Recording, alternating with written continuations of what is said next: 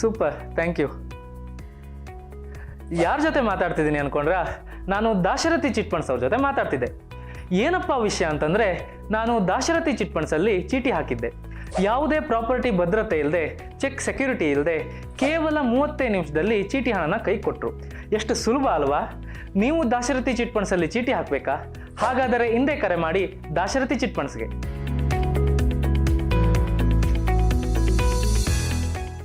ನಮಾಮಿ ಶಂಕರ ಸದಾಶಿವ ಸಮಾರಂಭಂ ಶಂಕರಾಚಾರ್ಯ ಮಧ್ಯಮಾಂ ಅಸ್ಮದಾಚಾರ್ಯ ಪರ್ಯಂತಂ ವಂದೇ ಗುರು ಪರಂಪರಾಂ ಶ್ರುತಿ ಸ್ಮೃತಿ ಪುರಾಣಾನಾಂ ಆಲಯಂ ಕರುಣಾಲಯಂ ನಮಾಮಿ ಭಗವತ್ಪಾದಂ ಶಂಕರಂ ಲೋಕಶಂಕರಂ. ನಾಡಿನ ಸಮಸ್ತ ವೀಕ್ಷಕ ಬಂಧುಗಳ ಪಾದಾರವಿಂದಗಳಿಗೆ ನನ್ನ ಶಿರಸಾಷ್ಟಾಂಗ ನಮಸ್ಕಾರಗಳು. ಎಲ್ಲರಿಗೂ ಶುಭೋದಯ. ಮಾತೃದೇವೋ ಭವ. ಬನ್ನಿ ಇವತ್ತಿನ ಪಂಚಾಂಗ ಫಲ ನೋಡೋಣ. 9ನೇ ತಾರೀಕು ಜನವರಿ 2026 ಶುಕ್ರವಾರ. ಶ್ರೀ ವಿಶ್ವಾವಸುನಾಮ ಸಂವತ್ಸರೆ, ದಕ್ಷಿಣಾಯಣೆ, ಹೇಮಂತ ಋತು, ಪೌಷ ಮಾಸೆ, ಕೃಷ್ಣ ಪಕ್ಷದ ಷಷ್ಠಿ ತಿಥಿ, ಉತ್ತರಾ ಪಾಲ್ಗುಣಿ ನಕ್ಷತ್ರ, ಶೋಭನ ಯೋಗ, ವಣಿಜಕರಣ. ಇವತ್ತಿನ ಪಂಚಾಂಗ ಫಲ. ಆ ಕರ್ಣನಂತೆ ನೀದಾನಿಯಾದೆ, ಇನ್ನೊಂದು ಜೀವಕ್ಕೆ ನೀದಾರಿಯಾದೆ. ಎಲ್ರಿಗೂ ಕರ್ಣನ ದಾನಗುಣದ ಬಗ್ಗೆ ತುಂಬಾ ಗೊತ್ತಿದೆ. ಕರ್ಣ ಹೀಗೆ, ಕರ್ಣ ಹಾಗೆ, ಕೊಟ್ಟ ಮಾತಿಗೆ ನಿಂತ, ಇದೆಲ್ಲ ನಾವು ತುಂಬಾ ಮಾತಾಡ್ತೇವೆ ಮಕ್ಕಳೇ. ಈ ಕಲಿಯುಗದಲ್ಲಿ ಗೆಳೆತನ ಅನ್ನುವುದು ಇಲ್ಲ, ಬರೆದಿಟ್ಕೊಳ್ಳಿ. ನಿಮ್ಮ ಸರ್ವನಾಶಕ್ಕೆ ಮೂಲ ಕಾರಣ ನಿಮ್ಮ ಗೆಳೆಯರೇ ಆಗಿರುತ್ತಾರೆ. ಸಹಿಸುವುದಿಲ್ಲ. ನನ್ನ ಗುರುಗಳು ಹೇಳ್ತಾರೆ, ಜೀವನದಲ್ಲಿ ಅತ್ಯಂತ ದೊಡ್ಡ ಗೆಳೆಯ ಯಾರು ಅಂದ್ರೆ ನಿಮ್ಮ ಸಂಗಾತಿ. ಇವತ್ತು ಆ ಸಂಗಾತಿ ಕೂಡ ಉಲ್ಟಾನೆ. ಮೊನ್ನೆ ಕೂಡ ಒಂದು ಡೈವರ್ಸ್ ಕೇಸ್ ನಡೆಯುತ್ತೆ ಕೋರ್ಟಲ್ಲಿ, ಕಾಂಪನ್ಸೇಷನ್ ಕೇಸು. ಅದೆಷ್ಟು ವರ್ಷ ಸಂಸಾರ ಮಾಡಿದ್ರು ಇನ್ನೊಂದು ಗೊತ್ತಿಲ್ಲ, ಅವನು ಗೊತ್ತಾಗ್ಬಿಟ್ಟಿದೆ. ಇವತ್ತು ಸೆಕ್ಷನ್ಗಳು, ಇನ್ನೊಂದು ದುರುಪಯೋಗವ ಉಪಯೋಗವ ವಾಟ್ ಎವರ್, ತನ್ನ ಹೆಸರಲ್ಲಿ ಇದ್ದಿದ್ದೆಲ್ಲ ತೆಗೆದು ತಾಯಿಗೆ ದಾನ ಮಾಡಿಬಿಟ್ಟಿದ್ದಾನೆ. ಕೋರ್ಟಲ್ಲಿ ವಾದ ವಿವಾದ, ಇನ್ನೊಂದು ತರ್ಕ ಎಲ್ಲ ನಡೆಯುತ್ತೆ. ಕೋರ್ಟು ಕಾಂಪನ್ಸೇಷನ್ ಏನೂ ಇಲ್ಲಮ್ಮ ಅವನ ಹತ್ರ, ಸೊ ಅದರಿಂದ ಏನೂ ಇಲ್ಲ ಅಂತ ಹೇಳುತ್ತೆ. ಕೇಸ್ ಆತ ಗೆಲ್ತಾನೆ. ಕಾಂಪನ್ಸೇಷನ್ಗೆ ಹಾಕಿ ಏನು ಹಾಕಿದ್ಲು, ಮನೆ ಬೇಕು, ಜಾಗ ಬೇಕು, ದುಡ್ಡು ಬೇಕು, ಏನೂ ಇಲ್ಲ ಅವನ ಹತ್ರ. ಎಲ್ಲಿಂದ ಕೊಡೋದು? ಸಿಟ್ಟಿಗೆದ್ದಾಕೆ ಹಿಡ್ಕೊಂಡು ಕೋರ್ಟಲ್ಲೇ ಹೊಡಿತಾಳೆ. ಅವನು ನಗ್ತಾ ನಿಂತ್ಕೊತಾನೆ. ಕೆಲವರು ದುರುಪಯೋಗವೇ ವಿಪರೀತ. ನಾನು ನೋಡಿದ ಕೆಲವು ಕೇಸಲ್ಲಿ 5 ಕೋಟಿ 6 ಕೋಟಿ ತಿಂಗಳಿಗೆ ಖರ್ಚು ಕೇಳಿರ್ತಕ್ಕಂಥ ಕೇಸುಗಳನ್ನು ನೋಡಿದೆ. ಜೀವನದಲ್ಲಿ ತುಂಬಾ ಒಳ್ಳೆ ಸ್ನೇಹಿತ, ಮಂತ್ರಿ ಅಂತ ವ್ಯಕ್ತಿ ಅಂದ್ರೇನೆ ಸಂಗಾತಿ ಕಲಿಯುಗಕ್ಕೆ. ಆದ್ರೆ ಕಲಿಯುಗದಲ್ಲಿ ಅದು ದೋಷ ಆಗ್ಬಿಟ್ಟಿದೆ. ಇನ್ನು ವಿಚ್ಛೇದನವಿಲ್ಲದ ಕುಟುಂಬವಿಲ್ಲ ಅನ್ನತಕ್ಕಂಥದ್ದು ಹೇಳ್ತಾರೆ. ಇರ್ಲಿ, ಆದ್ರೂ ಒಂದು ಹಿರಿಯರು ಹೇಳಿದಂಥದ್ದು, ಗೆಳೆಯರು ಅನ್ನತಕ್ಕಂಥದ್ದು ಇವತ್ತು ಕಲಿಯುಗಕ್ಕೆ ಇಲ್ಲ. ಯಾವ ಕ್ಷಣಕ್ಕೆ ಯಾವ ದಿನಕ್ಕೆ ಬದಲಾಗುತ್ತಾರೋ ಗೊತ್ತಿಲ್ಲ.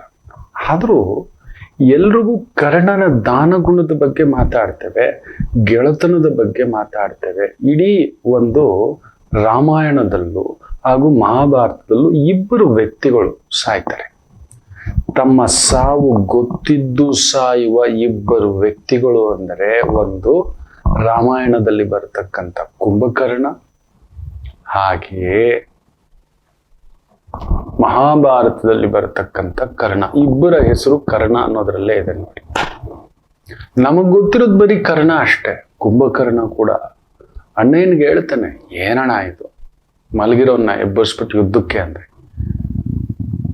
ನಿನ್ನ ಸ್ಥಾನ ಏನು, ನಿನ್ನ ಗತ್ತೇನು, ತೂಕ ಏನು, ಇದೇನು, ಯಕಶ್ಚಿತ್ ಒಂದು ಮಾನವ ಸ್ತ್ರೀಯನ್ನ ತಗೋಬನ್ನೋದು.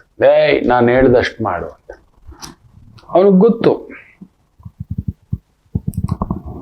ಅರ್ಧ ನಿದ್ದೆಯಲ್ಲಿದ್ದರೆ ನನಗೆ ಸಾವು ನಿಶ್ಚಿತ. ಅವನಿಗೆ ಅದೊಂದು ವರ ಇರುತ್ತೆ, 6 ತಿಂಗಳು ನಿದ್ದೆ ಮಲಗ್ಬಿಟ್ರೆ ಅರ್ಧದಲ್ಲಿ ಎಬ್ಬರಿಸಬಾರ್ದು ಕುಂಭಕರ್ಣನಿಗೆ.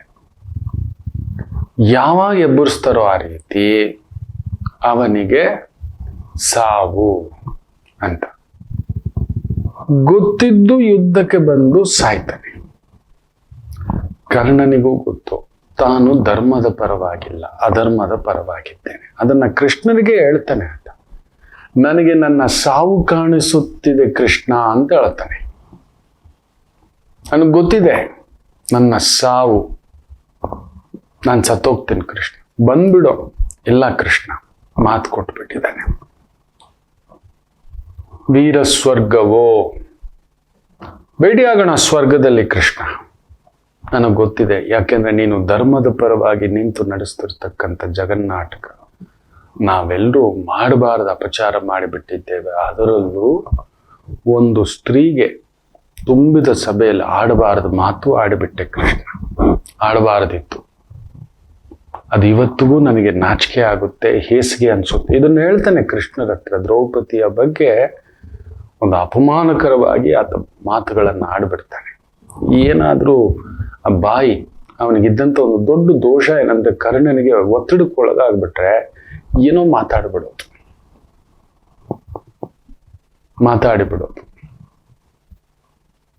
ಪೂರ್ವ ಪುಣ್ಯ ಸ್ಥಾನ ಕೆಟ್ಟು ಹೋಗ್ಬಿಡ್ತಲ್ಲ, ಪಂಚಮ ಸ್ಥಾನ, ಅದೊಂದು ದೋಷವೇ. ಏನ್ ಮಾಡ್ತೀರಿ? ಅದರಿಂದ ಅಪಮಾನ, ಇನ್ನೊಂದು ಯುದ್ಧ ಅಂತ ಮಾಡಿಬಿಟ್ಟಿದ್ದೇವೆ ಕೃಷ್ಣ. ತುಂಬಿದ ಸಭೆಯಲ್ಲಿ ಒಂದು ಸ್ತ್ರೀಗೆ ಅಂಥದ್ದೊಂದು ದೋಷ, ಅದು ಅನುಭವಿಸ್ಲೇಬೇಕು ನಾವು. ಖಂಡಿತ ನಾನು ಸಾಯ್ತೇನೆ, ನನಗೆ ಗೊತ್ತಿದೆ, ಬಿಡು ಕೃಷ್ಣ ನಾನು ವಾಪಸ್ ಬರಲ್ಲ ಅಂತ ಎಲ್ರಿಗೂ ಅದೂ ಗೊತ್ತಿದೆ. ಆದರೆ ಯಾರಿಗೂ ಗೊತ್ತಿಲ್ಲದ ಇನ್ನೊಂದು ಮುಖವಿದೆ, ದುರ್ಯೋಧನನ ಮುಖ. ತುಂಬಾ ಜನಕ್ಕೆ ಗೊತ್ತಿಲ್ಲ. ಒಂದು ಗೆಳತನ ಅನ್ನತಕ್ಕಂಥದಕ್ಕೆ ಸಾಕ್ಷಿಭೂತ ಇವರಿಬ್ಬರು. ನಮ್ಗೆಲ್ಲೂ ಸಿಗೋಲ್ಲ. ನೀವು ಕೃಷ್ಣ ಅರ್ಜುನರ ಯುದ್ಧ ಕೇಳಿದ್ದೀರಿ, ರಾಮಾಂಜನೇಯರ ಯುದ್ಧನೂ ಕೇಳಿದ್ದೀರಿ. ದುರ್ಯೋಧನ ಕರ್ಣನ ಯುದ್ಧ ಎಲ್ಲಾದ್ರೂ ಕೇಳಿದ್ದುಂಟ? ಎಲ್ಲಾದರೂ ಒಂದು ಕಿಂಚಿತ್ ಲೋಪ ಚಕ್ರವರ್ತಿಯಲ್ಲಿ, ಒಬ್ಬ ಯಕಶ್ಚಿತ್ ಅಂಗರಾಜ್ಯದ ದೊರೆಯಲ್ಲಿ.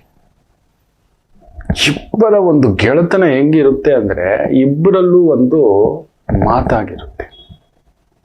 ಅವ್ರು ಸದಾ ನಗುತ್ತಿರೋದೆ ಇಬ್ರು. ಅವರಿಬ್ರು ಇದ್ದಾಗ ನಗು, ಸದಾ ನಗು, ಸದಾ ಆನಂದ. ಎರಡು ದೇಹ ಒಂದು ಆತ್ಮದ ತರ ಇರ್ತಕ್ಕಂಥ ಒಂದು ಭಾವ. ಪ್ಯೂರೆಸ್ಟ್ ನೋಡಿ. ಅದು ಒಳ್ಳೇದಕ್ಕೆ ಉಪಯೋಗ ಆಗ್ಬೇಕಿತ್ತು, ಕೆಟ್ಟದಕ್ಕೆ ಉಪಯೋಗ ಆಗ್ಬಿಡ್ತು. ಒಳ್ಳೇದಕ್ಕೆ ಆಗಲೇ ಇಲ್ಲ. ಅದನ್ನ ಕೃಷ್ಣ ಹಾಗೂ ಅರ್ಜುನ ಒಳ್ಳೇದಕ್ಕಾಯ್ತು. ಅದೇ ದುರ್ಯೋಧನ ಹಾಗೂ ಕರ್ಣ ಕೆಟ್ಟದಕ್ಕೆ ದುರುಪಯೋಗ ಆಗೋಯ್ತು. ಆದ್ರೆ ಅದರ ಎಲ್ಲೇ ಗೊತ್ತಿಲ್ಲದೆ ಅವರಲ್ಲಿ ಎಂತ ಗೆಳತನಂದ್ರೆ ಇಬ್ಬರಲ್ಲೂ ಒಂದು ಮಾತಾಗಿರುತ್ತೆ. ನಾವಿಬ್ರು ಬದುಕಿರೋವರೆಗೂ ಹೀಗೆ ನಗ್ತಿರ್ತೇವೆ. ಅಕಸ್ಮಾತ್ ಕರ್ಣ ಹೇಳಿರ್ತಾನೆ, ಅಕಸ್ಮಾತ್ ನನಗೆ ಹೆಚ್ಚು ಕಮ್ಮಿ ಆದ್ರೆ ನೀನು ಅಳಬಾರ್ದು, ನಿನಗೆ ಹೆಚ್ಚು ಕಮ್ಮಿ ಆದಾಗ್ಲೂ ನಾನು ಅಳೋದಿಲ್ಲ ಅಂತ. 17ನೇ ದಿನದ ಮಹಾಭಾರತದ ಯುದ್ಧದ ದಿನ ಒಂದು ನಡೆಯುತ್ತೆ. ಕರ್ಣನ ಅವಸಾನ ಆಗುತ್ತೆ. ದುರ್ಯೋಧನನಿಗೆ ಗೊತ್ತಾಗುತ್ತೆ. ಕುಸದಿ ಕುತ್ಕೋತಾನೆ. ಹೆಂಗೆ ನಗ್ನಗ್ತಾ ಬರ್ತಾನೆ ಅಂದ್ರೆ ಬಂದು ತಪ್ಕೋತಾನೆ, ಬಿದ್ದು ಬಿದ್ದು ನಗ್ತಾನೆ. ಅಲ್ಲಿದ್ದಂತ ಅಶ್ವತ್ಥಾಮ, ಕೃತವರ್ಮ, ಕೃಪಾಚಾರ್ಯರು ದಂಗು ಬಡದು ನಿಂತು ಬಿಡ್ತಾರೆ. ಬೇರೆ ಬೇರೆ ರೀತಿಯ ಶಲ್ಯ ಎಲ್ಲ ಇರ್ತಾರೆ. ಇದೇನಿದು ದುರ್ಯೋಧನ ಹುಚ್ಚಿಡಿದು ಬಿಡ್ತಾ ಅನ್ನತಕ್ಕಂಥದ್ದು. ನಗ್ತಾನೆ, ನಗ್ತಾ ಬಂದು ಅಪ್ಕೋತಾನೆ. ಹಾಗೆ ನಗ್ತಲೇ ಇರ್ತಾನೆ. ತನ್ನ ಡೇರೆಗೆ ಶಿಬಿರಕ್ಕೆ ಬಂದು ಇನ್ನೂ ನಗ್ತಲೇ ಇರ್ತಾನೆ. ಹಾಗೇ ಯೋಚನೆ ಮಾಡ್ತಾನೆ, ನಗ್ತಲೇ ಇರ್ತಾನೆ. ಖುಷಿ, ನನ್ನ ಕರ್ಣ ಹೀಗೆ, ನನ್ನ ಕರ್ಣ ಹಾಗೆ, ಕಡೆಗೂ ಕೊಟ್ಟು ಮಾತು ನಿಭಾಯಿಸ್ಕೊಂಡ್ಬಿಟ್ಟ, ಹಾಗೆ ಹೀಗೆ ಅನ್ನತಕ್ಕಂಥ. ಆಗ ಕೃಪಾಚಾರ್ಯರು, ಅಶ್ವತ್ಥಾಮ, ಕೃತವರ್ಮ ಇವರೆಲ್ಲ ಇರ್ತಾರಲ್ವ. ಏನು ದುರ್ಯೋಧನ, ಒಂದು ತೊಟ್ಟು ಕಣ್ಣೀರು ಹಾಕ್ಬಾರ್ದ? ನಿನ್ನ ಪ್ರಾಣ ಮಿತ್ರ ಅಂತ ಹೇಳ್ತೀಯಲ್ಲ, ಒಂಚೂರು ಕಣ್ಣೀರು ನೋಡಿ.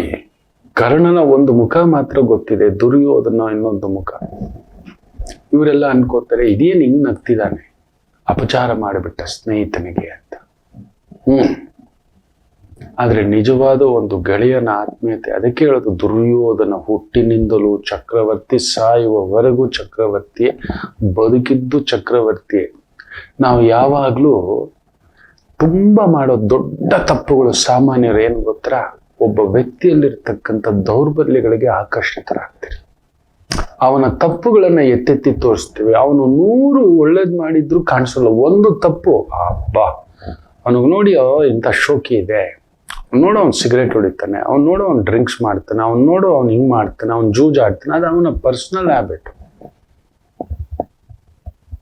ಅವನು ಮಾಡಿರುವ ಬೇರೆ ಬೇರೆ ಎಷ್ಟೋ ಒಳ್ಳೆ ಕೈಂಕರ್ಯಗಳಿರ್ತವೆ, ಅದರ ಕಡೆಯೇ ಗಮನ ಕೊಡ್ಬೇಕು, ನಾವು ಕೊಡೋದಿಲ್ಲ. ನೋಡಿ, ಇವರು ಕೂಡ ದಂಗಾಗಿ ಕೇಳ್ತಾರೆ ದುರ್ಯೋಧನ ಅಂತ ಒಂದು ವ್ಯಕ್ತಿತ್ವ ಅವತ್ತು ಗೊತ್ತಾಗುತ್ತೆ ನೋಡಿ, ಅಂತ ಗೆಳತನ ಹಾಗೇನಿಲ್ಲ.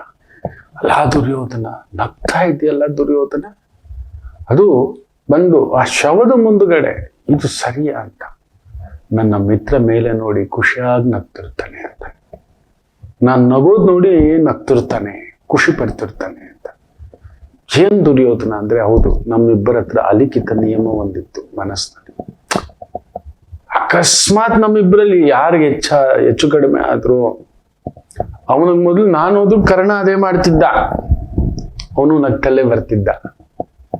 ಹಾಗೆ ಅವನು ಹೋದ್ರು ನಾನು ನಗ್ತಲೇ ಬರಬೇಕು ಅನ್ನೋದೊಂದು ನಿಯಮ ಇತ್ತು. ನಾವಿಬ್ಬರು ಬದುಕಿರುವವರೆಗೂ, ಬದುಕಿದ ತೀರಿದ ನಂತರವೂ ಅವರ ವಿಚಾರವಾಗಿ ಕಣ್ಣೀರ್ ಹಾಕೋದಿಲ್ಲ. ಹೆಚ್ಚು ಕಡಿಮೆ ನನಗಾಯ್ತು ಅಂದ್ರೆ ನೀನ್ ಕಣ್ಣೀರ್ ಹಾಕ್ಬಾರ್ದು ಅಂತ ಕರ್ಣನಿಗೆ ನಾನು ಮಾತು ಕೊಟ್ಟಿದ್ದೆ. ಕರ್ಣನೂ ನನಗ್ ಮಾತು ಕೊಟ್ಟಿದ್ದ, ತಗೊಂಡಿದ್ದ.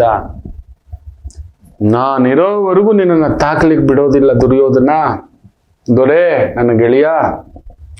ನಾನು ಸತ್ತು ವೀರ ಸ್ವರ್ಗಕ್ಕೆ ಹೋದ್ರು ನೀನು ಕಣ್ಣೀರ್ ಹಾಕ್ಬಾರ್ದು, ನೀನು ನಗ್ನಗ್ತಲೇ ಬರಬೇಕು, ನಗ್ನಗ್ತಲೇ ನನ್ನ ಕಳಿಸ್ಕೊಡ್ಬೇಕು ಅನ್ನತಕ್ಕಂಥದನ್ನ ಹೇಳಿದ್ದ.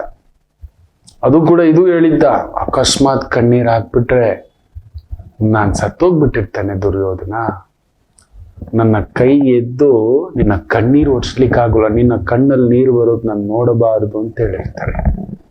That is Karna. ಅದಕ್ಕೆ ಮೀರಿದಂತ ಒಂದು ತಪಶಕ್ತಿ ದುರ್ಯೋಧನದ್ದು. ನನ್ನ ಗೆಳೆಯನಿಗೂ ನೋವಾಗುತ್ತೆ ಅಂತ ಅಷ್ಟೂ ದುಃಖವಿದ್ದರೂ ಕಣ್ಣಲ್ಲಿ ನೀರು ಹಾಕಲ್ಲ. ನನ್ನ ಗೆಳೆಯನ ಕೈ ಎದ್ದು ಕೈ ಒರೆಸಲು ಆಗುವುದಿಲ್ಲ. ಅಷ್ಟು ದಿನ ಅವನಿಗೆ ದುಃಖ ಆಯ್ತು, ಇನ್ನೊಂದು ಆಯ್ತು ಅಂದ್ರೆ ದುರ್ಯೋಧನನಿಗೆ ಮೊದಲು ಕೈ ಎದ್ದು ನಿಂತ್ಕೊಳ್ತಾ ಇದ್ದಿದ್ದು ಕರ್ಣನೇ. ಅದಕ್ಕೆ ನೋಡಿ 18ನೇ ದಿನಕ್ಕೆ ಹೊರಟೋಗ್ತಾನೆ. 17 ದಿನ ನಡೆದ ಯುದ್ಧ ಬೇರೆ, 18ನೇ ದಿನ ನಡೆದ ಯುದ್ಧ ಬೇರೆ. ಕೇಲ್ ಕತಮ್ ದುಕಾನ್ ಬಂದ್, ಸಾಕು ನನ್ ಗೆಳೆಯನೇ ಇಲ್ಲ ಅಂದ್ಮೇಲೆ ಇನ್ನೇನು ಅನ್ನತಕ್ಕಂಥದ್ದು. That is the true friendship. ನನ್ನ ಗೆಳೆಯನ ಕೈಯಲ್ಲಿ ಅವನ್ ದುಃಖ ಆಗ್ಬಿಟ್ಟಿದ್ರೆ ಅವನ ಮುಂಗಡೆ ಕಣ್ಣೀರ್ ಹಾಕಿದ್ರೆ ಆತ್ಮ ರೋಧಿಸುತ್ತೆ. ಆ ಕೈ ಎದ್ದು ಈ ರೀತಿ ಒರೆಸ್ಲಿಕ್ಕೆ ಆಗೋದಿಲ್ಲ, ನೋವು ಕೊಟ್ಟಾಗ ಆಗುತ್ತೆ ಅನ್ನತಕ್ಕಂಥದ್ದು. ತನ್ನ ದುಃಖವನ್ನ ಮರೆಮಾಚ್ಕೊತಾನೆ. ದುರ್ಯೋಧನನ ಇನ್ನೊಂದು ನಿಜವಾದ ಮುಖ ಚಕ್ರವರ್ತಿಯ ಮುಖ, ಸಾಮ್ರಾಟನ ಮುಖ. ನೆನ್ಪಿಟ್ಕೊಳ್ಳಿ ಮಕ್ಕಳೇ, ತುಂಬಾ ಜನಕ್ಕೆ ದುರ್ಯೋಧನ ಬಗ್ಗೆ ಹಾಗೆ ಹೀಗೆ ಅಂತೆಲ್ಲ ಮಾತಾಡ್ತೇವೆ, ನೀವು ನಂಬೋಲ್ಲ. ಪಾಂಡವರು ವನವಾಸದಲ್ಲಿದ್ದಾಗ ಧರ್ಮರಾಯರನ್ನ ಸಾಮಾನ್ಯ ಅನ್ಕೋಬೇಡಿ. ಚಕ್ರವರ್ತಿ ಇಂದ್ರಪ್ರಸ್ಥವನ್ನ ಆಳಿದಂತ ದೊರೆಯೇ ಗೂಢಚಾರರನ್ನ ಇಟ್ಟಿರ್ತಾನೆ. ಹೇಗೆ ರಾಜ್ಯಭಾರ ಮಾಡ್ತಿದ್ದಾರೆ ಅಂತ. ಒಬ್ಬ ಅಲ್ಲಿನ ಕಾಡಿನ ಒಬ್ಬ ಬೇಟೆಗಾರರಿಗೆ ದೊರೆ ಆ ನಾಯಕನನ್ನ ಕರೆದು ಹೇಗ್ ಮಾಡ್ಕೊಂಡು ಬರ್ತಿದ್ದಾರೆ ಗೊತ್ತಿಲ್ಲದೆ ಹೋಗಿ ಪರೀಕ್ಷಿಸಿ ಎಲ್ಲ ನೋಡ್ಕೊಂಡು ಬಾ ಅಂತ ಕಳ್ಸಿದ್ರೆ ಅವನು ಹೋಗಿ ಒಂದು 15 ದಿನ ಆದ್ಮೇಲೆ ಬರ್ತಾನೆ. ಏನಿದು 2 ದಿನಕ್ಕೆ ಬರ್ತೀನಿ ಅಂತ ಹೋದವನು 15 ದಿನ ಆದ್ಮೇಲೆ ಬರ್ತಾನೆ ಅಂತ ತಪ ಅಂತ ಕಾಯ್ತಿರ್ತಾನೆ ಧರ್ಮರಾಯ. ಧರ್ಮಕ್ಕೆ ಇನ್ನೊಂದು ರೂಪ ಅಲ್ವಾ, ಯುಧಿಷ್ಠಿರ ಅಜಾತ ಶತ್ರು ಅನ್ನತಕ್ಕಂಥದ್ದು. ಧರ್ಮರಾಯರಿಗೆ ಶತ್ರುಗಳೇ ಇಲ್ಲ, ಅವರನ್ನ ಶತ್ರು ಅಂತ ನೆನೆಸ್ಕೊಂಡವನು ಮೂರ್ಖ ಅನ್ನತಕ್ಕಂಥದ್ದು. ಅಂತ ಒಂದು ನಿಜಾಯಿತಿ, ನಿಯಮ, ಸತ್ಯವಂತ, ಧರ್ಮವಂತ. ಆ ನಾಯಕ ಬಂದು ಮುಖ ಒಂಥರ ಪೆಚ್ಚು ಮುಖ ಮಾಡ್ಕೊಂಡಿರ್ತಾನೆ. ಧರ್ಮರಾಯರ ಗಾಬರಿ, ಏನಪ್ಪಾ ಯಾಕೆ ಈ ತರ, ಏನಾಯ್ತು ಅಂದ್ರೆ, ತಪ್ಪು ತಿಳ್ಕೋಬೇಡಿ, ನಿಮ್ಮ ಪರಿಪಾಲನೆಗಿಂತಲೂ ಎಷ್ಟೋ 10 ಪೆಟ್ಟಲ್ಲ 100 ಪೆಟ್ಟು ಬ್ಯೂಟಿಫುಲ್ ರಾಜ್ಯಭಾರ ಮಾಡ್ತಿದ್ರೆ ನಿಮ್ಮ ಹೆಸರನ್ನೇ ಮರೆಸಿ ಬಿಡುತ್ತಾನೆ. ನೋಡಿ ದುರ್ಯೋಧನ, ನಿಮಗಿಂತಲೂ ಪಾಂಡವರ ಹೆಸರೇ ಅಲ್ಲಿರೋಲ್ಲ, ನೆನಪಿಗಿರೋಲ್ಲ ಜನಗಳಲ್ಲಿ. ಇದು ನಮ್ಮ ದೊರೆ. ಇವತ್ತು ತುಂಬಾ ಜನ ನಾನು ಇಷ್ಟು ವರ್ಷ ರಾಜ್ಯಭಾರ ಮಾಡಿದೆ, ನಾನು ಅಷ್ಟು ವರ್ಷ ರಾಜ್ಯಭಾರ ಮಾಡಿದೆ, ನಾನು ಅದು ಮಾಡಿದೆ ಇದು ಮಾಡಿದೆ, ಅದೆಲ್ಲ ಪ್ರಜೆಗಳ ಮನಸ್ಸಿನಲ್ಲಿ ನೆನ್ಪಿಟ್ಕೊಳ್ಳಿ. ಅದೊಂದು ಮಧುರಾತಿ ಮಧುರ ಅನುಭವ ಆಗ್ಬೇಕು. ಯಾವತ್ತಿಗೂ ಅಜಾತ ಶತ್ರುವಾಗಿ ಬದುಕಿರ್ಬೇಕು. ದುರ್ಯೋಧನ ಆ ಥರ ಇದ್ದ. ಪ್ರಜೆಗಳಿಗೆ ನೆನಪಿಟ್ಕೊಳ್ಳಿ, ಪಾಂಡವರಿಗೆ ಮಾತ್ರನೇ ಅವನ ಶತ್ರು. ಅದು ಬಿಟ್ಟು ನಾನೇ ಆಳಬೇಕು, ಅದು ಬಿಟ್ಟು ನನ್ನಿಂದಲೇ, ಅದು ಬಿಟ್ಟು ಪ್ರಜೆಗಳಿಗೆ ಮಾತ್ರ ಒಂದು ಕಿಂಚಿತ್ತು ಕಡಿಮೆ ಆಗದಾಗೆ ರಾಜ್ಯಭಾರ ಮಾಡಿರ್ತಾನೆ. ಅದು ಅವನ ತಾಕತ್ತು, ನಿಜವಾದ ಚಕ್ರವರ್ತಿಯ ತಾಕತ್ತು. ಇವರ ಮೇಲಿನ ದ್ವೇಷಕ್ಕೆ ಜನಗಳಿಗೆ ತೊಂದರೆ ಮಾಡಿರೋಲ್ಲ. ಇನ್ನಷ್ಟು ಸವಲತ್ತು ವ್ಯವಸ್ಥೆ ತುಂಬಾ ಅಚ್ಚುಕಟ್ಟಾಗಿ ಮಾಡಿರ್ತಾನೆ. ಅಂತ ದುರ್ಯೋಧನನ ಎರಡನೇ ಮುಖ ಗೆಳೆಯನ ಹತ್ರ. ಆ ಗೆಳೆಯ ಸತ್ತ ಕಣ್ಣೀರು ಹಾಕೋಲ್ಲ ಅವನು, ಯಾಕೆಂದ್ರೆ ಆ ಕಣ್ಣೀರನ್ನು ಒರೆಸ್ಲಿಕ್ಕೆ ನನ್ನ ಗೆಳೆಯನ ಕೈ ಎದ್ದೋಳಲ್ಲ ಅಂತ ಗೊತ್ತು. ಅದನ್ನ ಅಳೋಕೆ ಹೋಗಲ್ಲ. ಅದನ್ನೇ ಹೇಳ್ತಾನೆ, ನಾನು ಹತ್ರ ನನ್ನ ಗೆಳೆಯ ಇರ್ತಿದ್ದ, ಇವತ್ತಿಲ್ಲ. ಈಗ ನಾನು ಕಣ್ಣೀರು ಹಾಕ್ಬಿಟ್ರೆ ನನಗೆ ಕಣ್ಣೀರು ಒರೆಸೋಕೆ ಅವನು ಬಿಟ್ರೆ ಇನ್ಯಾರೂ ಸಾಧ್ಯವಿಲ್ಲ ಅಂತ. ನೆನ್ಪಿಟ್ಕೊಳ್ಳಿ ಮಕ್ಕಳೇ, ಅದು ದುರ್ಯೋಧನನ ಕಾಲಕ್ಕೆ ಅಂತ ಒಂದು ಪರಮಾತಿ ಪರಮ ಕ್ರೂರ, ಬೇರೆ ಬೇರೆ ರೀತಿಯ ಆಲೋಚನೆ, ರಾಜ್ಯಕ್ಕೋಸ್ಕರ ಇದ್ದಂಥ ವ್ಯಕ್ತಿಯಲ್ಲಿ ಇಂಥದ್ದೊಂದು ಅಂತಃಕರಣವಿತ್ತು. ಆದರೆ ಇವತ್ತು ಸಾಮಾನ್ಯ ಮನುಷ್ಯನಲ್ಲಿ ಕೂಡ ಅಂಥದ್ದೊಂದಿಲ್ಲ.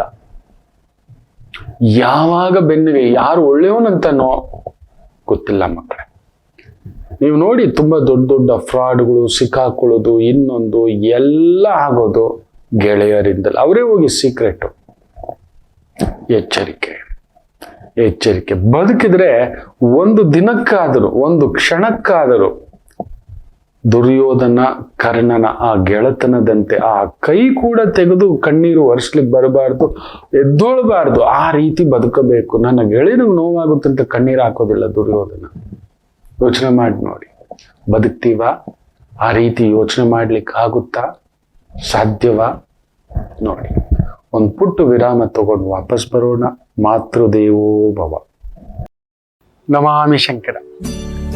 ನನ್ನ ಪ್ರೀತಿಯ ಆಧ್ಯಾತ್ಮಿಕ ಬಂಧುಗಳೇ, ಪ್ರತಿಯೊಬ್ಬರ ಜೀವನದಲ್ಲೊಂದು ಕೆಲವೊಂದು ಪ್ರಶ್ನೆಗಳಿರುತ್ತೆ, ಉತ್ತರವಿಲ್ಲದ ಪ್ರಶ್ನೆಗಳಿಲ್ಲ.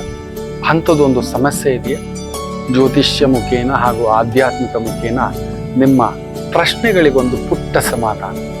ಈ ಕೂಡಲೇ ಕೆಳಗಿನ ಸಂಖ್ಯೆಗೆ ಕರೆ ಮಾಡಿ, ಇಲ್ಲವೇ ವಾಟ್ಸಪ್ ಮಾಡಿ, ಹಾಗೂ ನಮ್ಮ ನಮಾಮಿ ಶಂಕರ ಯೂಟ್ಯೂಬ್ ಚಾನೆಲ್ ಮುಖಾಂತರವೂ ಕೂಡ ಸರಳ ಪರಿಹಾರವನ್ನು ತಾವು ವೀಕ್ಷಿಸಿ ಹಾಗೂ ಪಡೆಯಬಹುದು. ನಮಾಮಿ ಶಂಕರ. ನಮಾಮಿ ಶಂಕರ. ಉತ್ತರ ಪಾಲ್ಗುಣಿ ನಕ್ಷತ್ರ ವಿಶೇಷವಾಗಿ ಯೋಚನೆ ಮಾಡಿ ನೋಡಿ ಮಕ್ಕಳೇ. ಕೃಪಾಚಾರ್ಯರು, ಅಶ್ವತ್ಥಾಮ, ಕೃತವರ್ಮ, ಯುಜುತ್ಸು, ಶಲ್ಯ, ಇವರಿಗೆಲ್ಲ ದುರ್ಯೋಧನನ ಒಂದು ರಾಜ್ಯದ ಆಕಾಂಕ್ಷೆ ಬಗ್ಗೆ ಮಾತ್ರ ಗೊತ್ತಿತ್ತು.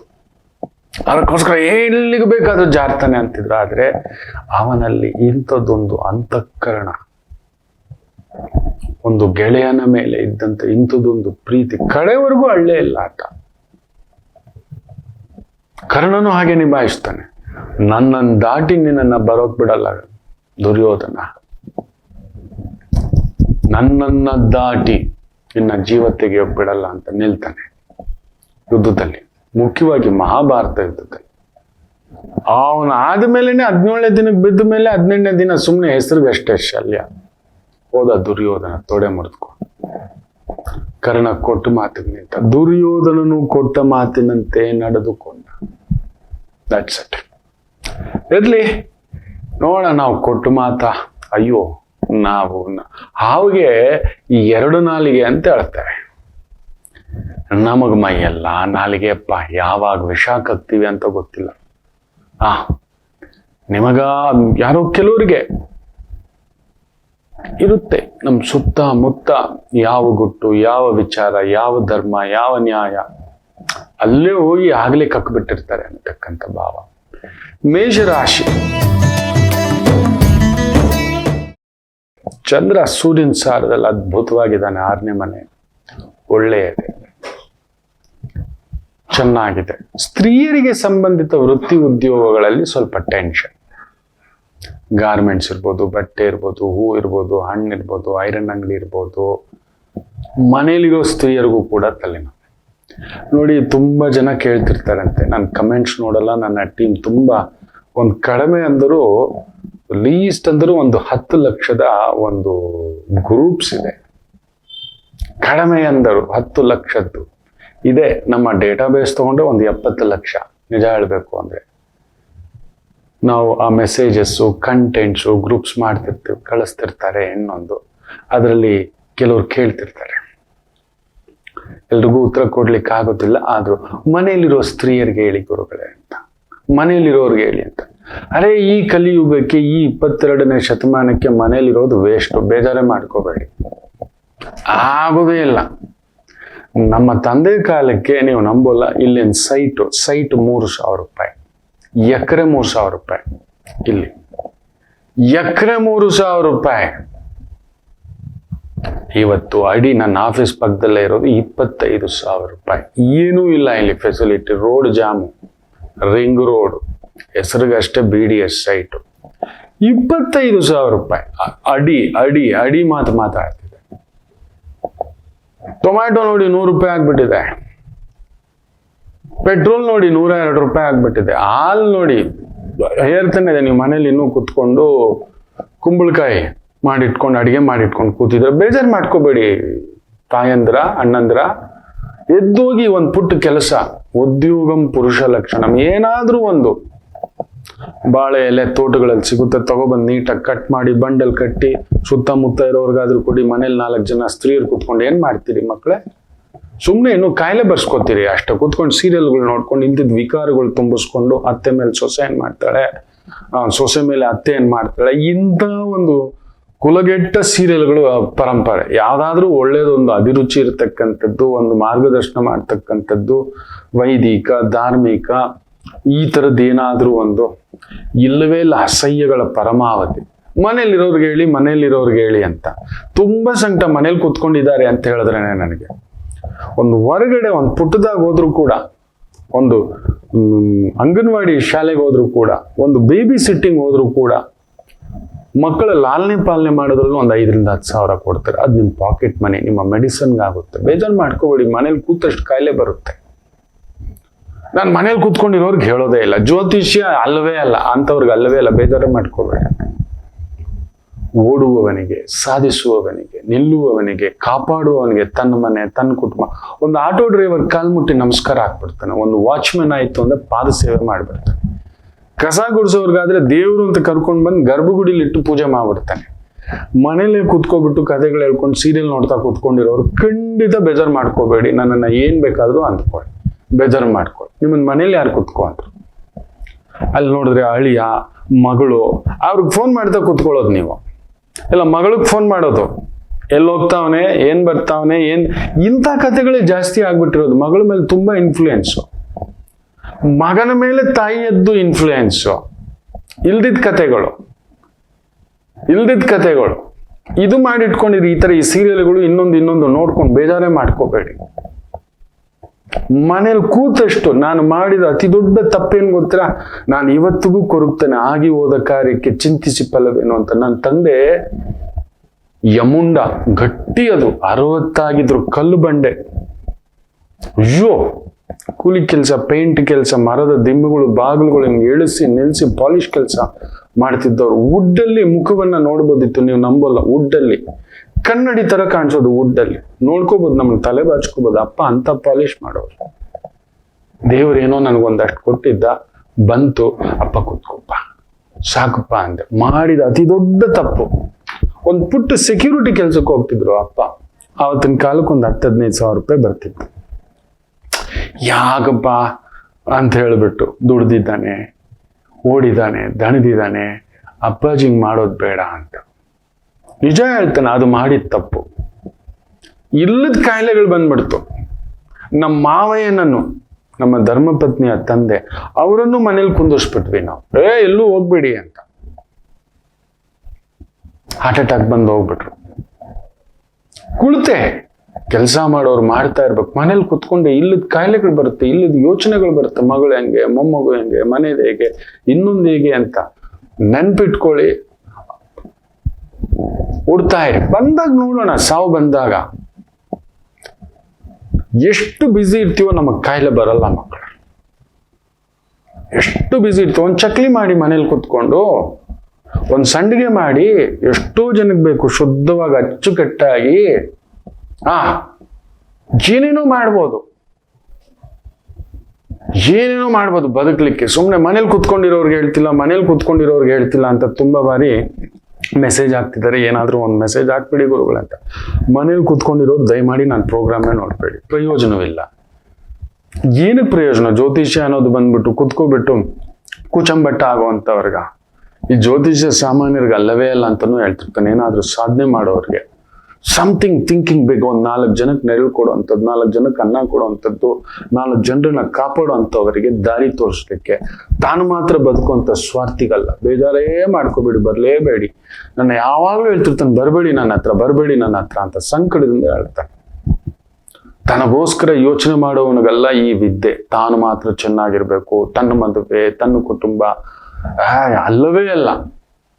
ಲೋಕದ ರಕ್ಷಾ ಒಂದು ಅಟ್ಲೀಸ್ಟ್ ಒಂದು ಕಾಂಪೌಂಡರ್ ಕೆಲಸ, ಒಂದು ಕಸ ಗುಡಿಸೋನ್ ಜ್ಯೋತಿಷ್ಯ ಹೇಳ್ಬೋದು. ಯಾಕಂದ್ರೆ ಅವನು ರಸ್ತೆನಲ್ಲಿರೋ ಕಸವನ್ನೆಲ್ಲ ಗುಡಿಸ್ತಾನೆ.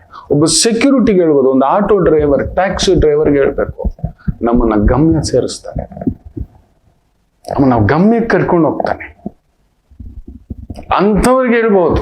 ಯಾಕಂದ್ರೆ ಅವ್ರೊಂದು ಏನೋ ಹುಡುಕ್ತಿರ್ತಾರೆ ಬೆಳಿಗ್ಗೆ. ದಯಮಾಡಿ ತಪ್ಪು ತಿಳ್ಕೊಬೇಡಿ.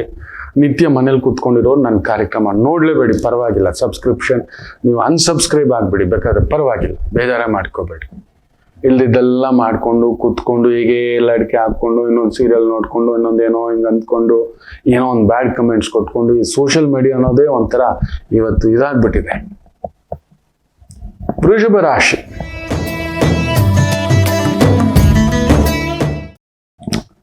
ಮಕ್ಕಳ ವಿಚಾರದಲ್ಲಿ ಒಂದು ಸ್ವಲ್ಪ ಟೆನ್ಷನ್ ತಗೋತೀವಿ. ಗೌರವ ಏನ್ ಮಾಡೋಣ ಮಕ್ಕಳೇ, ನಮ್ಮ ಧರ್ಮಕ್ಕೆ ತಕ್ಕಂತೆ ಪುಣ್ಯಕ್ಕೆ ತಕ್ಕಂತೆ ಮಕ್ಕಳು. ಹಿಂದಿನ ಜನ್ಮದಲ್ಲಿ ಅಧರ್ಮ ಮಾಡಿದ್ರಿ ಮಕ್ಕಳು, ಹಿಂದಿನ ಜನ್ಮದಲ್ಲಿ ಪಾಪ ಹೆಚ್ಚಾಗಿ ಮಾಡಿದ್ರೆ ನಿಮಗೆ ಬಂದಿದ್ದಾರೆ ಮಕ್ಕಳ ರೂಪದಲ್ಲಿ ಹಾಕೊಂಡು ನಿಮ್ಮನ್ನ ಬೀದಿಲ್ ನಿಲ್ಲಿಸ್ಬಿಡ್ತಾರೆ. ಮೊನ್ನೆ ಒಂದು ತಾಯಿ, ಅಯ್ಯೋ ನೀವು ಹೇಳ್ದಾಗ ನನ್ನ ಮಗಳು ಬೀದಿಲ್ ನಿಲ್ಲಿಸ್ಬಿಟ್ಟಿದ್ದಾಳೆ, ಕೋರ್ಟಲ್ಲಿ ನಿಲ್ಲಿಸ್ಬಿಟ್ಟಿದ್ದಾಳೆ, ನನ್ನ ಬದುಕು ಏನು ಗುರುಗಳೇ, ನೀವು ಹೇಳ್ದ ಹಾಗೆ ನಡು ರೋಡು ನಿಂತಿಸ್ಬಿಡುತ್ತೆ. ನೋಡಿ ಏನ್ ಮಾಡೋಣ, ನಿನ್ ಪಾಪ ಹಿಂದಿನ ಜನ್ಮ ಜಾಸ್ತಿ ಆಯ್ತು ಅಂದ್ರೆ ನಾನು ಅಂಥದ್ದು ಮಾಡಿಲ್ಲ ಸ್ವಾಮಿ. ಅಲ್ಲ, ಈ ಜನ್ಮದ್ದಲ್ಲ, ಹಿಂದಿನ ಜನ್ಮದ್ದು ಅಷ್ಟೇ. ಅದು ಈ ರೂಪವಾಗಿ ನಮಗೆ ಭಾರ ಕಡಿಲಿಕ್ಕೆ, ಇನ್ನೊಂದಕ್ಕೆ. ಹಿಂದಿನ ಜನ್ಮದಲ್ಲಿ ತುಂಬಾ ಪುಣ್ಯ ಮಾಡಿದಿರಿ, ಒಳ್ಳೆ ಮಕ್ಕಳು ಪಡಿತೀರಿ, ಕಾಲುತ್ತೋ ಮಕ್ಕಳು, ಪ್ರೀತಿಸೋ ಮಕ್ಕಳು. ಇವತ್ತು ವೃಷಭ ರಾಶಿಗೆ ಅಂಥದ್ದೊಂದು ತೊಳಲಾಟ, ಒದ್ದಾಟ, ಯೋಗಿ ಪಡೆದಿದ್ ಯೋಗಿಗೆ, ಜೋಗಿ ಪಡೆದಿದ್ ಜೋಗಿಗೆ ಅಂತ ತಟಸ್ಥ ಆಗಿ, ದಟ್ಸ್ ಇಟ್ ಅಷ್ಟೇ. ಅವ್ರನ್ನ ಅವ್ರ ಪಾಡಿಗೆ ಬಿಡಿ, ಅವ್ರಿಗೆ ಬದುಕೋದು ಗೊತ್ತು, ಅವ್ರಿಗೆ ನಮ್ಮ ಅವಶ್ಯಕತೆ ಇಲ್ಲ, ಅವ್ರಿಗೆ ಗೊತ್ತಿದೆ ಬಿಡಿ. ಇನ್ನು ಮಿಥುನ ರಾಶಿ, ಬ್ಯೂಟಿಫುಲ್ ಡೇ.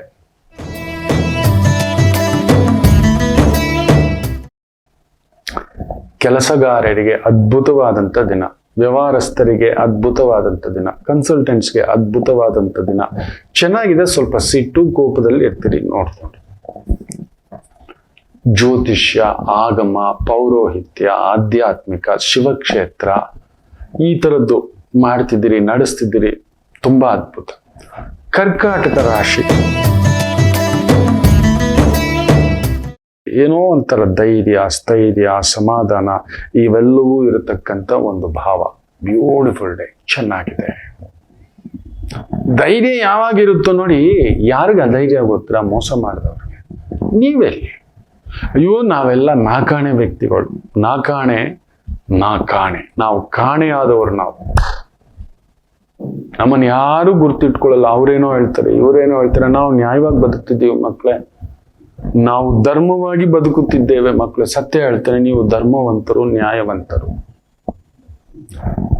ಯಾರೋ ಏನೋ. ನೀವು ನೋಡಿ, ನಮ್ಮ ಇಡೀ ಭಾರತದಲ್ಲಿಯೇ 2 ಮುಖ್ಯಮಂತ್ರಿಗಳ ಸಂಪತ್ತು ನೋಡಿ.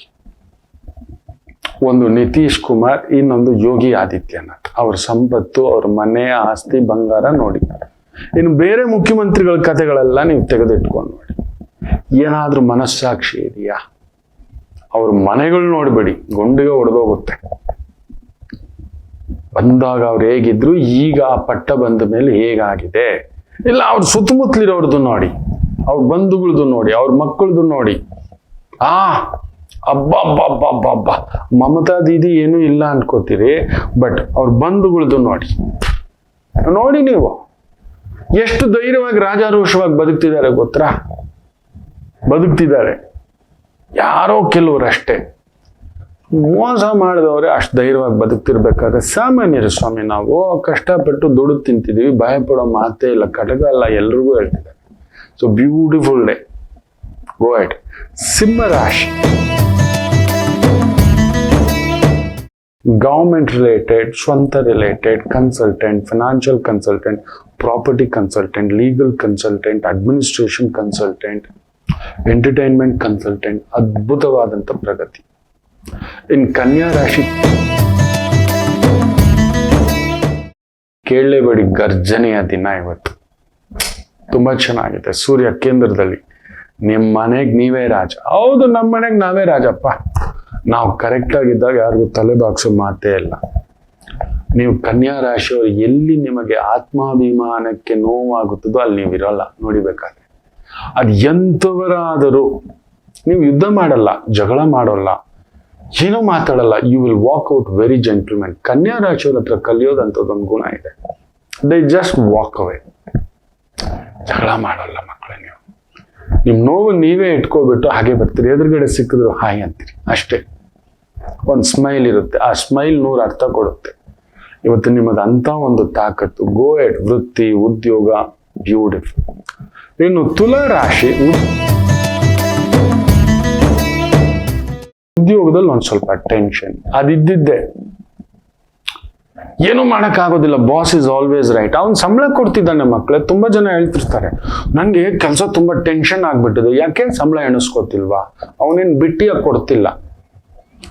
ಒಬ್ಬರ ಹತ್ರ ಕೆಲಸಕ್ಕೆ ಅಂತ ಹೋಗ್ತೀನಿ ಅಂದ್ಮೇಲೆ ಇದೆಲ್ಲ ಸಹಿಸ್ಕೋಬೇಕು. ಅದಿದ್ದಿದ್ದೆ 8 ರಿಂದ 9 ಅವರು. ಅವ್ನು ಹೇಳಿದ್ದೇ ರೈಟು. ಅವ್ನು ಹೇಳ್ದಾಗ ನಾವು ಮಾಡ್ಬೇಕು. ಇಲ್ಲ ಇಲ್ಲ ಅನ್ನೋ ಮಾತಿಲ್ಲ ಮಕ್ಕಳೇ. How can you change yourself? ಸಂಬಳ ಕೊಡ್ತಿದ್ದಾನೆ ತಾನೆ, ಅನ್ನದಾತು ಸುಖೀ ಭವ. ಆಗ ಅಂದ್ಕೊಂಡು ನೋಡಿ ಎಷ್ಟು ಆನಂದ ಅನ್ಸುತ್ತೆ. ನನ್ಗೇನು, ಅವ್ರು ಹೇಳಿದ ಕೆಲಸ ಮಾಡ್ತಾನೆ, ಇನ್ನಷ್ಟು ಎಚ್ಚರಿಕೆಯಿಂದ ಮಾಡ್ತಾನೆ, ಇನ್ನಷ್ಟು ಹೆಚ್ಚುಗಾರಿಕೆಯಿಂದ ಮಾಡ್ತಾನೆ, ತೃಪ್ತಿ ಪಡಿಸ್ತಾನೆ ಯಜಮಾನನನ್ನ. ಅವನು ತೃಪ್ತಿ ಆಗ್ಬೇಕು ನನ್ನ ಕೆಲಸ ನೋಡಿ ಅಂತ ಮಾಡಿ ನೋಡಿ. ಯಾರು ಏನು ಅನ್ನೋದಿಲ್ಲ. ನಿಮ್ಮ ಎಕ್ಸ್ಪೆಕ್ಟೇಷನ್ ಜಾಸ್ತಿ ಅಷ್ಟೇ. ಅವ್ರು ಯಾರಿಗೂ ಜಾಸ್ತಿ ಕೊಡ್ತಿದ್ದಾರೆ ಅದು ಬೇಡ. ಯಾರಿಗೂ ಕಮ್ಮಿನೂ ಕೊಡ್ತಿದ್ದಾರೆ ಅದು ಮಾತ್ರ ನೀವು ಹೇಳೋದಿಲ್ಲ.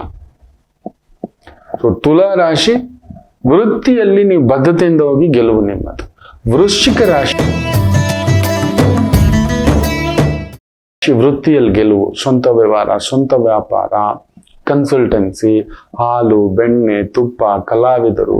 Beautiful day. ಧನುಸು ರಾಶಿ, ಆನಂದವೇ. ಗವರ್ಮೆಂಟ್ ರಿಲೇಟೆಡ್ ಪ್ರಾಜೆಕ್ಟ್, ರಾಜಕಾರಣದಲ್ಲಿದ್ದೀರಿ, ಸರ್ಕಾರಿ ಕೆಲಸ ಕಾರ್ಯಗಳನ್ನ ತೊಡಗಿಸ್ಕೊಂಡಿದ್ದೀರಿ, ಸ್ವಂತ ಬಿಸ್ನೆಸ್ ನಡೆಸ್ತಿದ್ದೀರಿ, ಲೀಗಲ್ ಅಡ್ವೈಸರ್ ಆಗಿದ್ದೀರಿ, ಡಾಕ್ಟರ್ ಆಗಿದ್ದೀರಿ, ಟೀಚರ್ ಆಗಿದ್ದೀರಿ, ಟ್ಯೂಷನ್ ಸೆಂಟರ್ಸ್ ನಡೆಸ್ತಿದ್ದೀರಿ, ಡಾನ್ಸ್ ಕ್ಲಾಸಸ್ ನಡೆಸ್ತಿದ್ದೀರಿ, ಮ್ಯೂಸಿಕ್ ಕ್ಲಾಸಸ್ ನಡೆಸ್ತಿದ್ದೀರಿ, ಪೇಂಟಿಂಗ್ ಕಲಿಸ್ತಿದ್ದೀರಿ. Beautiful day. ಮಕರ ರಾಶಿ, ಸಂಗಾತಿಯಿಂದ ಭಾಗ್ಯೋದಯ, ಪಾಲುದಾರಿಕೆಯಿಂದ ಭಾಗ್ಯೋದಯ, ಗೆಳೆಯರ ಸಹಕಾರ ಬರುತ್ತೆ. ಬ್ಯೂಟಿಫುಲ್. ಬಟ್ ತುಂಬಾ ತಲೆ ಉಪಯೋಗಿಸ್ಲಿಕ್ಕೆ ಹೋಗ್ಬೇಡಿ. ಅದೊಂದು ನೋಡ್ಕೊಳ್ತಕ್ಕಂಥದ್ದು ಮಾಡಿ. ತುಂಬಾ, ಯಾಕಂದ್ರೆ ಭಾಗ್ಯಾಧಿಪತಿ ನಿಮಗೆ ಹೋಗಿ ಕುಳ್ತಿದ್ದಾನೆ 12ನೇ ಮನೆ. ಇಲ್ದಿದ್ದೆಲ್ಲ ದೂರದ ಕೆಲಸ, ಗೊತ್ತಿಲ್ಲದ ವ್ಯವಹಾರ ಎಲ್ಲ ಎಳಿತಾನೆ. ಮಾಡ್ಲಿಕ್ಕೆ ಹೋಗ್ಬೇಡಿ. ನೀವು ಮಾಡೋಲ್ಲ, ಆದ್ರೆ ತಲೆ ಮಾತ್ರ ಓಡ್ತಿರುತ್ತೆ. ಕುಂಭ ರಾಶಿ, ಸ್ವಲ್ಪ ಟೆನ್ಷನ್. ವೃತ್ತಿ ವಿಚಾರದಲ್ಲಿ, ಉದ್ಯೋಗ ವಿಚಾರದಲ್ಲಿ ಸ್ವಲ್ಪ ಟೆನ್ಷನ್. ಬಟ್ ಆ ಸೂರ್ಯ ವಿಶೇಷವಾಗಿ ನಿಮಗೆ ಲಾಭದಲ್ಲಿ ಕೊಡ್ತಿದ್ದಾನೆ. ಇವತ್ತು ಎಷ್ಟು ಟೆನ್ಷನ್ ಇರುತ್ತೋ ಅಷ್ಟು ಪೇಮೆಂಟ್. ಎಷ್ಟು ಟೆನ್ಷನ್ ಕಡಿಮೆ ಇರುತ್ತೋ ಅಷ್ಟು ಕಡಿಮೆ ಪೇಮೆಂಟ್. ಎಷ್ಟು ತಗೋತೀರೋ ಎದುರಿಸ್ತೀರೋ ಇವತ್ತು ಅಷ್ಟು ಒಂದು ಗೆಲುವು ನಿಮ್ಮದು. ನನ್ನ ಕೈಯೆಲ್ಲ ಆಗಲ್ಲ ಗುರುಗಳೇ, ಈ ಅವಮಾನ ಆಗಲ್ಲ ಗುರುಗಳೇ, ಈ ಬೇಜಾರಾಗಲ್ಲ ಗುರುಗಳೇ, ಅವೆಲ್ಲ ಆಗೋದಿಲ್ಲ. ಕಷ್ಟ ಪಡದೆ ಏನೂ ಸಿಗೋಲ್ಲ. ಕೈ ಕೆಸರಾಗದೆ ಬಾಯಿ ಮೊಸರಾಗಲ್ಲ. ಇವತ್ತೆಷ್ಟು ಕೈ ಕೆಸರಾಗುತ್ತೋ ಅಷ್ಟು ಬಾಯಿ ಮೊಸರಾಗುತ್ತೆ. ಇನ್ನು ಮೀನರಾಶಿ ಚೆನ್ನಾಗಿದೆ. ಷಷ್ಠಾಧಿಪತಿಯ ಪ್ರಭಾವದಲ್ಲಿರುವುದರಿಂದ ಎಂಥ ಎದುರಾಳಿಯನ್ನು ಬೇಕಾದ್ರೂ ಇವತ್ತು ಎದುರಿಸ್ಕೋಬೇಕು. ಅಂಥದ್ದೊಂದು ಬ್ಯೂಟಿಫುಲ್ ಡೇ ಮೀನರಾಶಿ. ಲೀಗಲ್ ಮೆಸ್ ಇದೆ, ಯಾರದೋ ಒಂದು ತಗಾದೆಗಳಿದೆ, ಕಿರಿಕಿರಿಗಳಿದೆ, ನಿಭಾಯಿಸ್ಕೋತೀರಿ. ಇವತ್ತು ಕುಳಿತು ಚರ್ಚೆ ಮಾಡಿ, ಕುಳಿತು ಮಾತನಾಡಿ. Problem is sorted out. Problem is sorted out. ಅದ್ಭುತವಾಗಿ ನಡೆಯುತ್ತೆ. ಉದ್ಯೋಗದ ಬಗ್ಗೆ ಚಿಂತೆ ಮಾಡಬೇಡಿ. ವ್ಯವಹಾರಗಳು ಪ್ರಗತಿ. ಎಲ್ಲರಿಗೂ ಒಳ್ಳೆಯದಾಗಲಿ. ಮಾತೃದೇವೋ ಭವ.